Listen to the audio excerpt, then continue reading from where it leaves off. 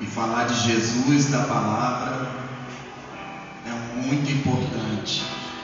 E eu, assim que eu cheguei, eu já recebi várias oportunidades que teve aqui, já entraram no meu coração. Uma foi do gigante, foi falado do gigante, que nós temos uma luta, temos gigantes que enfrentamos todos os dias. Foi falado também de obediência, que foi sobre Jonas, que foi designado para ir para um destino e procurou outro. Foi falado de reis, foi falado de testemunho. E o que me chamou a atenção, que eu, em casa, meditando sobre essa palavra, e pedindo uma confirmação do Senhor Jesus para essa palavra que eu pedi direção a Deus para trazer, Ele confirmou aqui.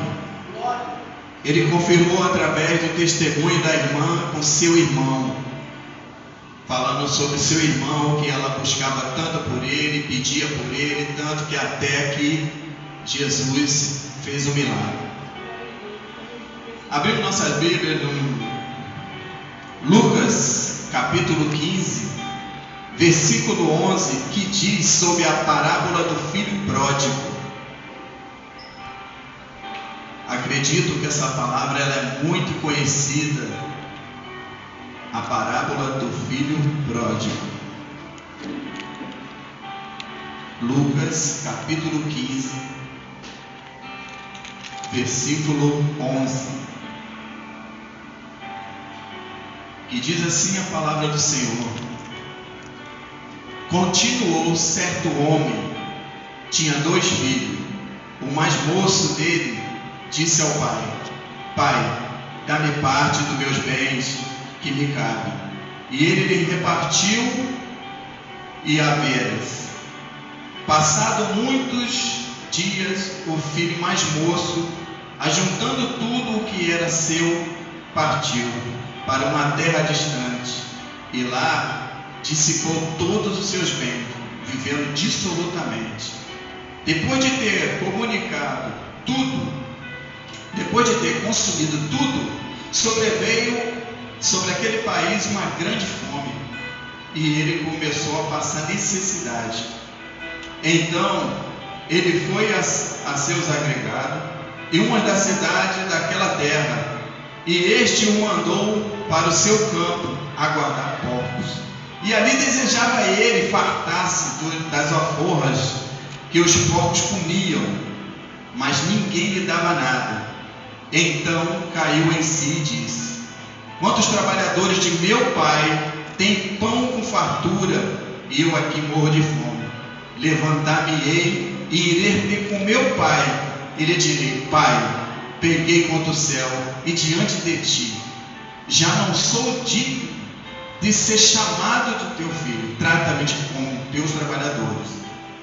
E levantou-se e foi para seu pai, e viu ele ainda longe, quando seu pai o avistou, e compadecido dele, correndo, o abraçou e o beijou.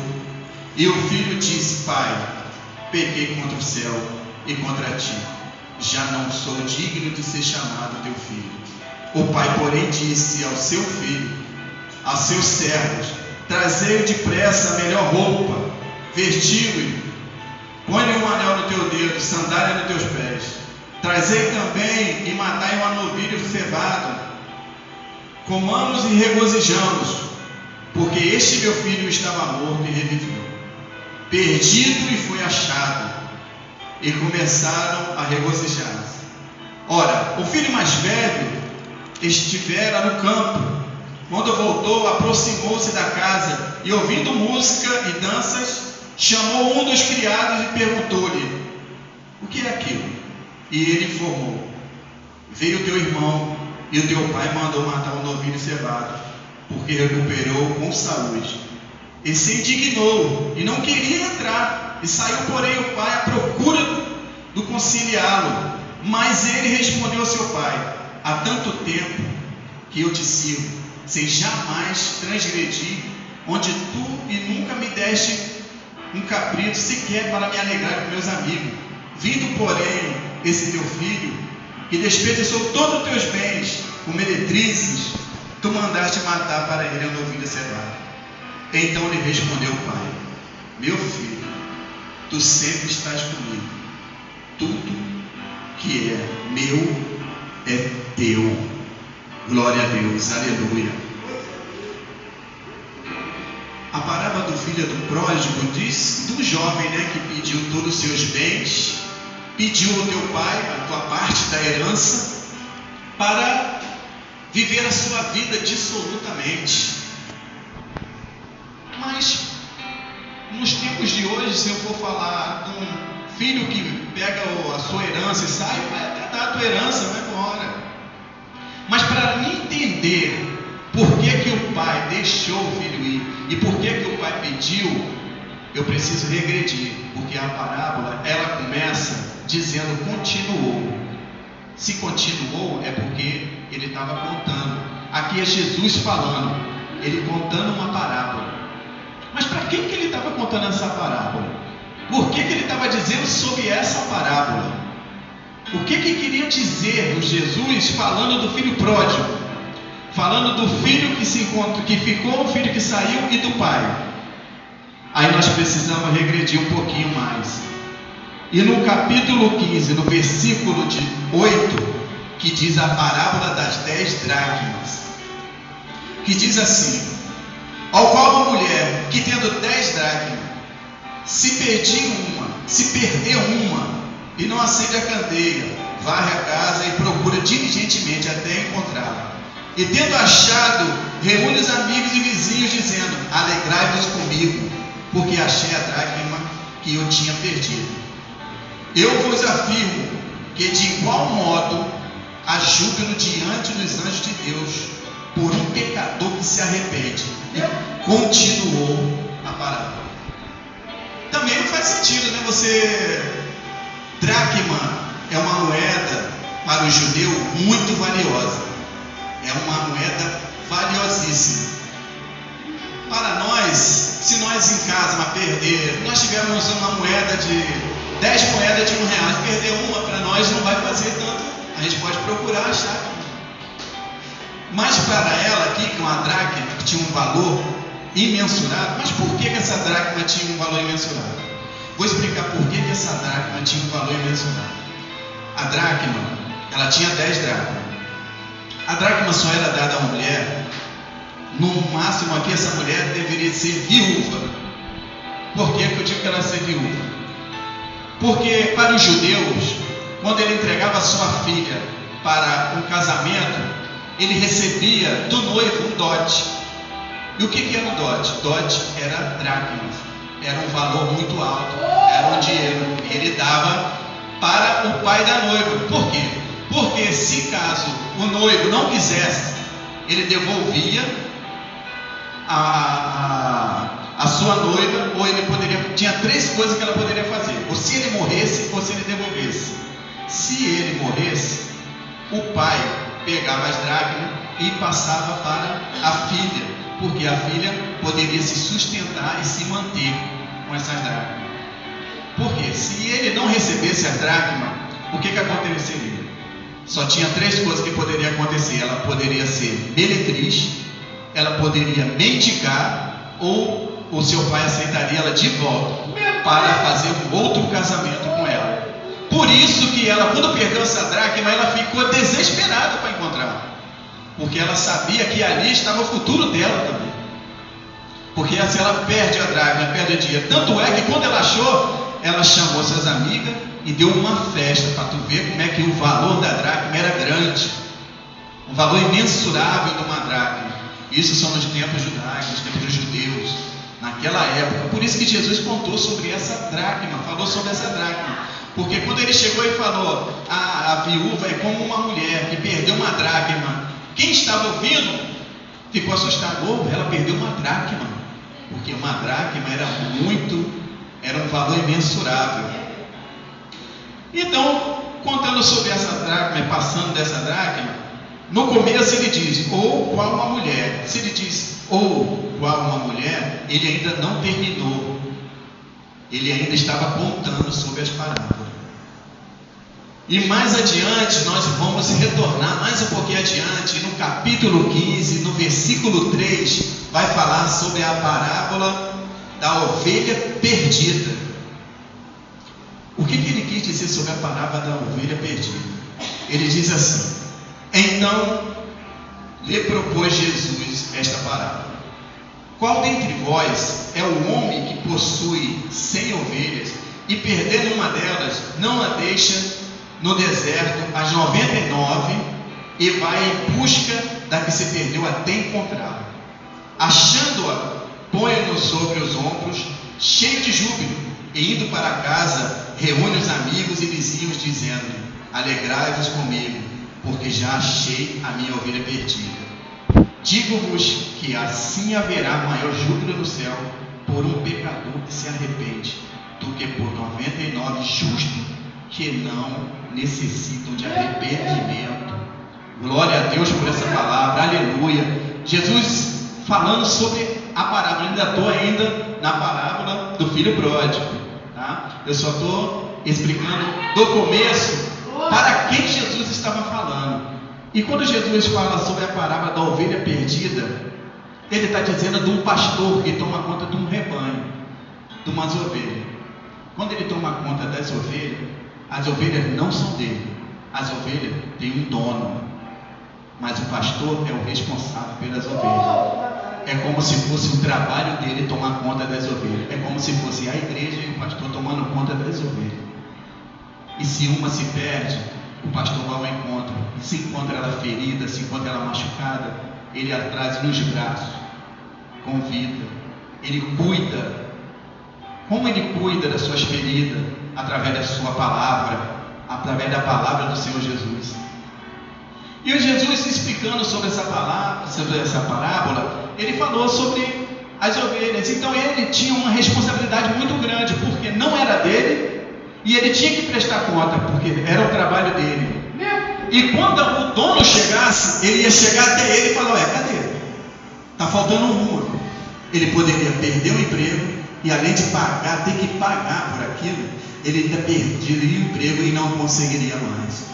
Jesus fala todas essas parábolas, todas essas 3 parábolas, e 2 parábolas têm a mesma conjunção com a última parábola, que é a do filho pródigo.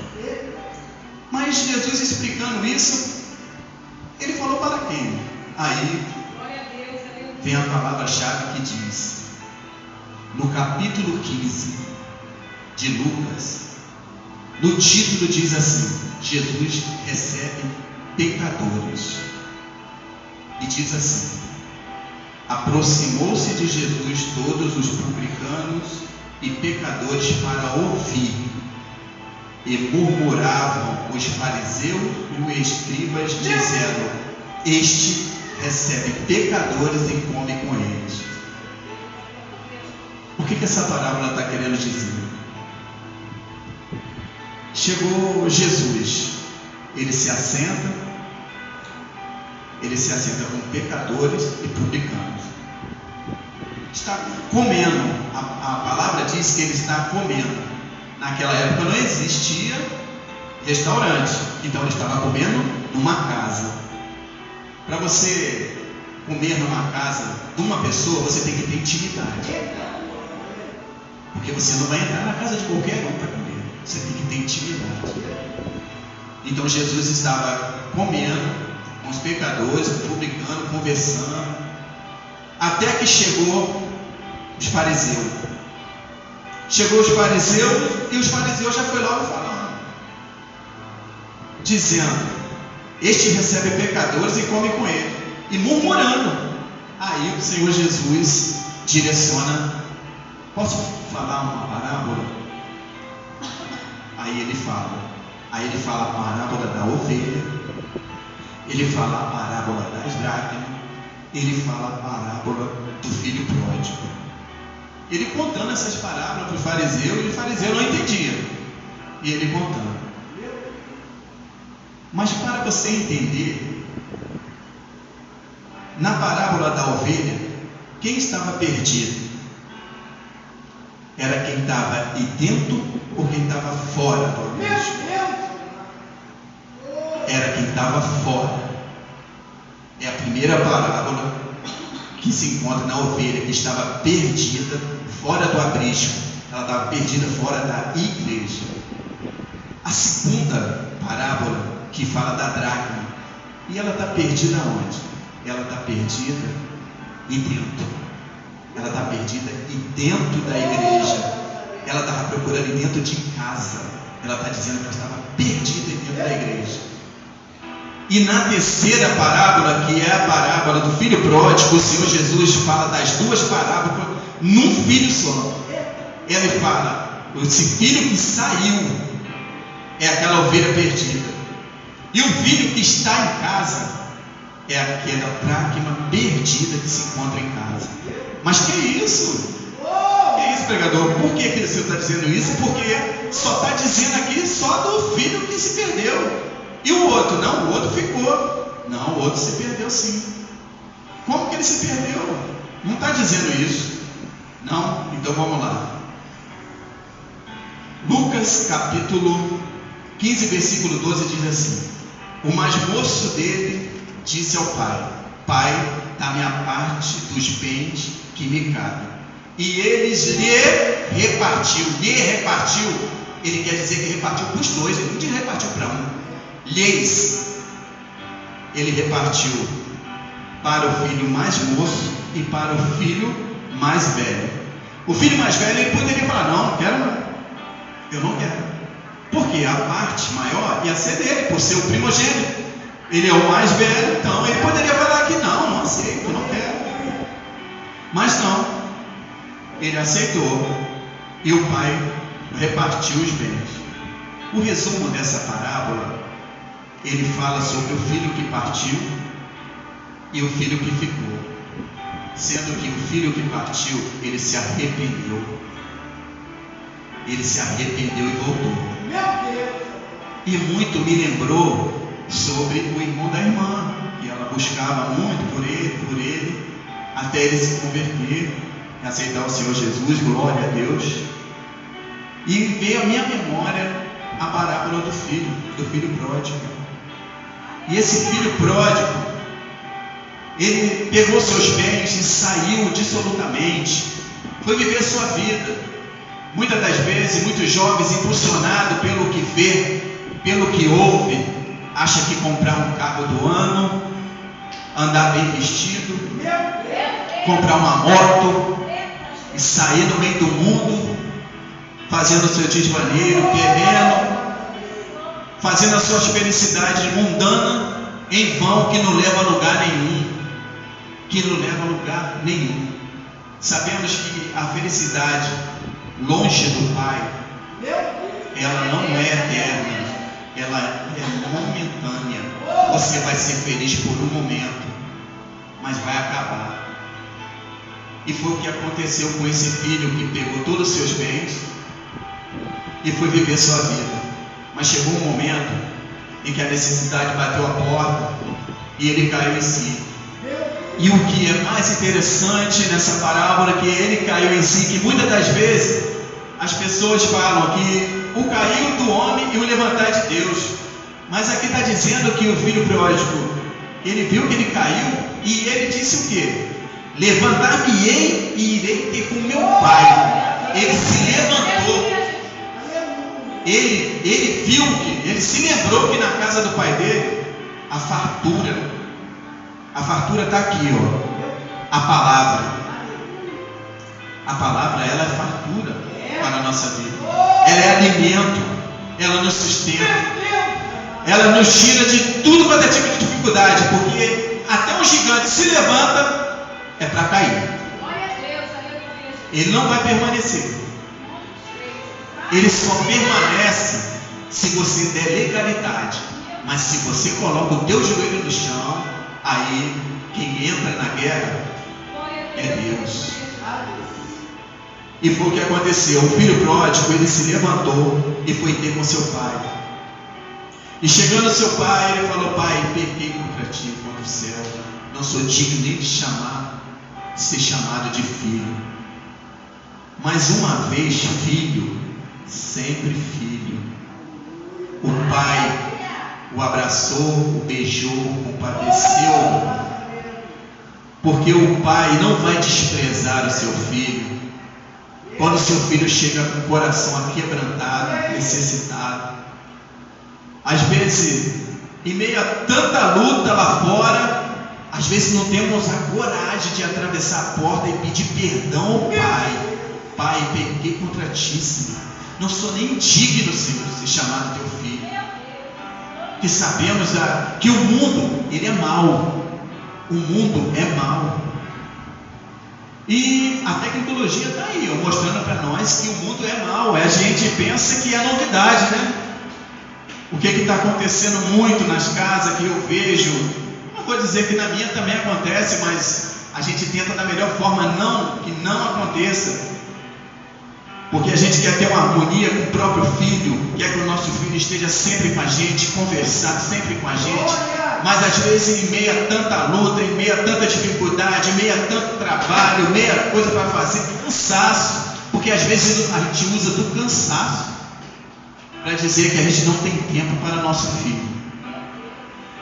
E às vezes nós estamos usando, sabe o que? Para consolar. É uma arma que o diabo usa para entrar na casa do crente. Ele entra na casa do crente. É o celular. Ah, toma, meu filho, fica com o celular, fica à vontade. Ele acessa. Cara, normalmente a criança ela vai nos desenhos, nas coisas mais simples. Mas já prestou atenção na maioria dos desenhos que tem? Agora eles já estão falando nitidamente do demônio. Eles falam nitidamente que o diabo é bom, que o diabo, vamos brincar de matar. A última que eu ouvi foi uma criança falando para a outra, vamos cortar a cabeça da outra. Olha, é um desenho.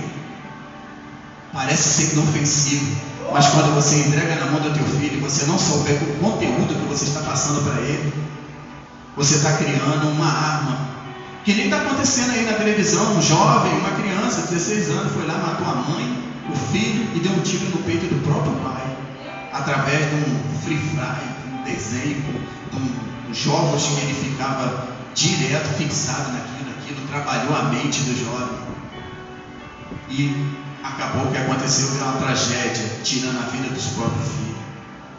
Então o filho, ele, entrando para a parábola, o filho, ele retornou para o pai, para o braço do pai, e o pai imediatamente o vestiu, colocou um anel na sua mão, matou uma cevada, que é uma ovelha, se alegrou, ficou feliz, deu uma festa. Mas tudo que parecia ser bom, quando o filho retorna para a tua casa, retorna para os braços do pai, retorna para a igreja, o outro filho que já estava na casa, que já estava na igreja, ele ficou indignado. Falou, que é isso? Por que o Senhor está dando uma festa para ele?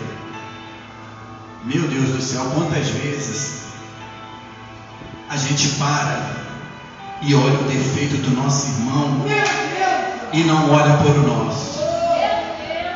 Quantas vezes um irmão retorna para a casa do pai querendo um abraço do irmão e o irmão vira a cara para ele porque sabe do defeito dele, porque o defeito dele foi exposto.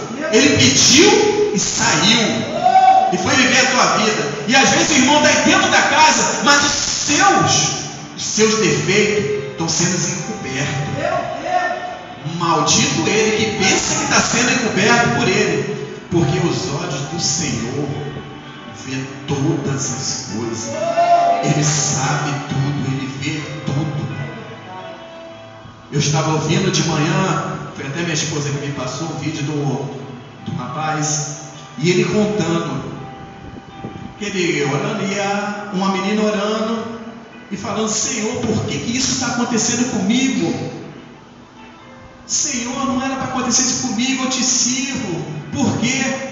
Senhor, olhando lá do alto, só ouvindo. De madrugada, ele falou, olha lá, a minha serva estava lá, falando para mim Por que ela está passando por essa dificuldade? Por que ela está passando por essas coisas? E olha agora na madrugada, em vez de estar de joelho, o que você está fazendo na madrugada? O que você está vendo no seu celular? Você está vendo pornografia? Você está vendo o quê? Homens? O que você faz no teu trabalho? Como é que você age na rua? Como é que você age no teu serviço? E por que você está reclamando que está passando por isso? As madrugadas que está de joelho me buscando e eu entrando com providência, porque que estava olhando outras coisas, porque está procurando outras coisas para saciar a carne. Muitas pessoas perdem o sono procurando desmaneio, procurando coisas que não te edificam, que não te levam ao encontro do Senhor Jesus. Almas estão perecendo. Na madrugada devemos estar de joelho. Quantas almas estão perecendo e é na madrugada que se encontra. Se você passar meia-noite ali no cemitério de linha uma, você vai ver como é que a porta do cemitério está cheia. E aonde estão os crentes? Aonde estão os cristãos? Ah, Jesus, a porta, ela continua estreita. A porta, ela não é larga. A porta, ela não vai levar a sua bebida. A porta, ela não vai levar o seu carro. Ela não vai levar a sua casa. Ela não vai levar os seus amigos. A porta, ela é estreita. É você que vai passar por ela sozinho. E naquele grande dia, o que você vai querer ouvir do Senhor Jesus? Nada neste mundo é oculto para o Senhor Jesus. O que é que nós vamos apresentar para o Senhor Jesus quando o Senhor Jesus perguntar? Naquele grande dia, qual é a palavra que você vai querer ouvir? Aparta de mim, maldito, que eu não vos conheço? Ou vai querer ouvir, entre no mundo eterno?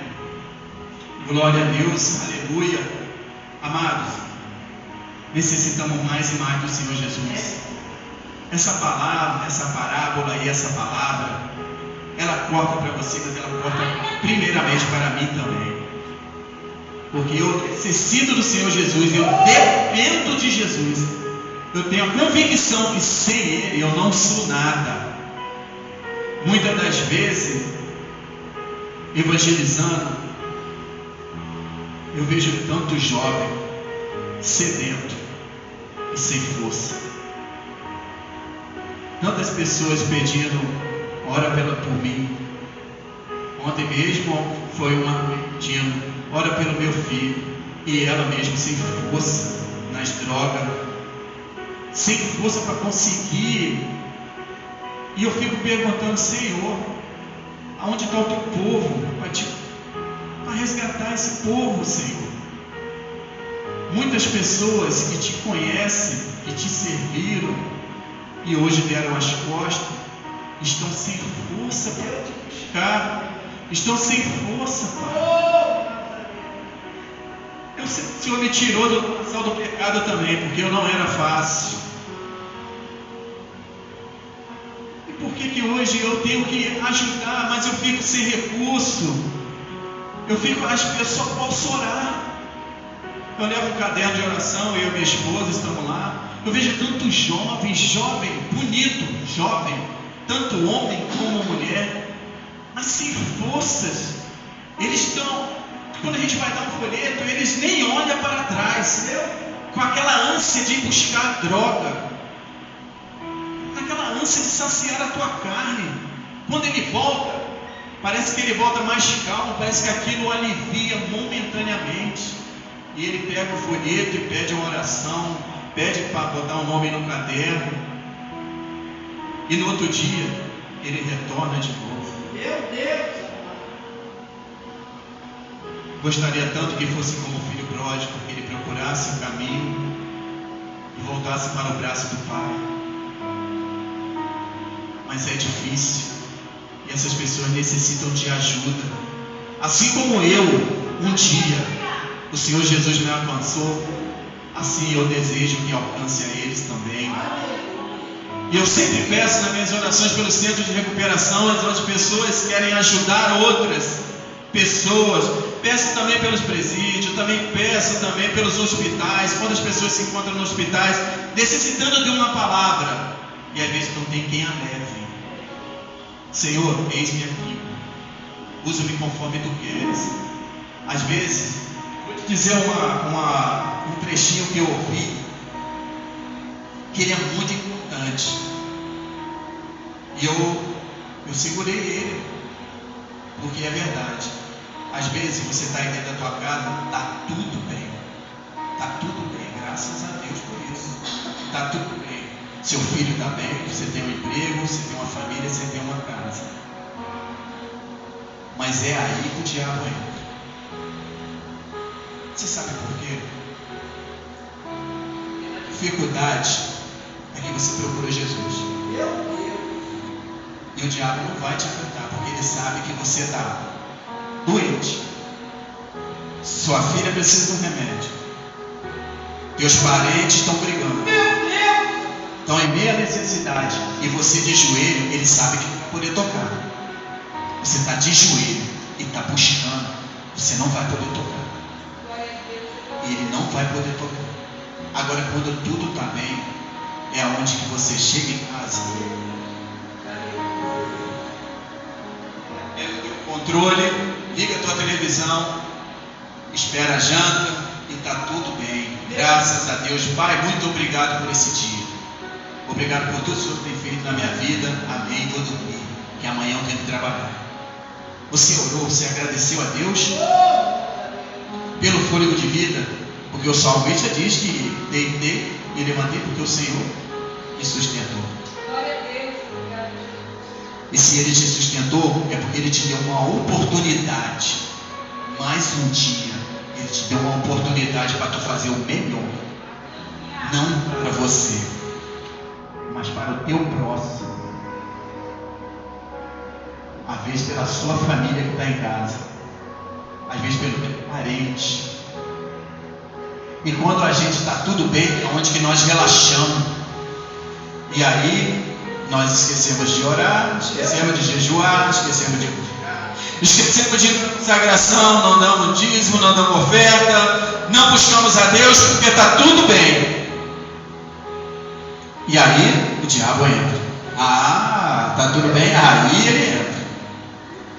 Lembra de Jó? Fartura, muita fartura. Foi falado de Jó também, muita fartura, né? E aí o diabo foi lá, pediu permissão, porque ele não pode tocar no crente fiel. Ele pediu permissão, o Senhor Jesus deu permissão, mas falou para não tirar a vida. Mas no capítulo 42, no versículo 2, Jó diz: bem sei em quem eu tenho servido, e nenhum dos seus planos pode se frustrar. Você pode passar luta, você pode passar dificuldade, você pode estar cansado, você pode estar fatigado, você pode, mas quem te sustenta é Jesus. Jesus te ergue pela mão direita e te levanta e não te deixa cair. Receba essa palavra em nome do Senhor Jesus, e que o Senhor Jesus te abençoe grandiosamente. Sabemos que meia dificuldade, meia luta, fazemos como filho pródigo, retornando para o Pai, retornando para os braços do Pai. Retorne quando é tempo, porque sabemos que o dia é mau e não sabemos a vida do Senhor Jesus, nem o retorno dele. Ele pode vir a qualquer momento e nós não queremos ficar, nós queremos subir. E assim eu agradeço a oportunidade em nome do Senhor Jesus.